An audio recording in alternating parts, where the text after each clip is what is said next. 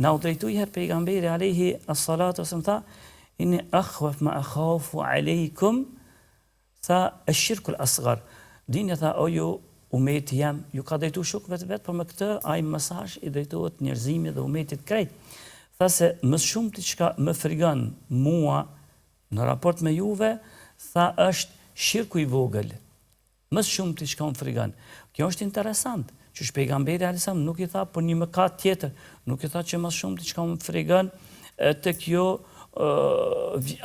vjedhja ose përgojimja, pse këtu mëkatet të mëdha, ose imoraliteti, pse këtu mëkatet të mëdha, por i tha më shumë ti çka mua u frigohem për juve, në raport me juve, është ta shirku i vogël.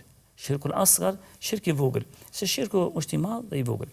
Dhe i than, ja Rasulullah, shokët e tij, e çka ky shirku i vogël? Se ti e detajove, këta ishin mësuar më herët me ndëgju shirku i madh, i cili të nxjerr prej fesë. Po që ky i vogël dhe shirku i vogël, termi i vogël, por në letërsinë në literaturën islame është më i madh se mëkatet e mëdha. E i than, e çka është kjo shirku i vogël o i dërguar i Zotit?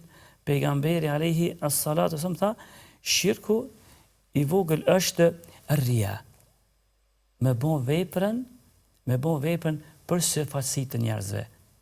Prandaj tha, kur shkonin ditën e gjykimit para Zotit, Allahu do t'ju thotë këtyre që veprën jo komplet për Allah, se kanë bërë komplet për Allah, por nej pjesë për Allah, nej pjesë halet ma shohin edhe të tjerët mu, nej pjesë halet më lavdrojnë mu edhe të tjerët, atëherë Allahu tha pejgamberi, në ditën e gjykimit ju thotë atyre, shkoni tek ata që më keni bashkangjit mua në veprimet e juve, që ma keni bashkangjit në veprimet që ju keni bërë.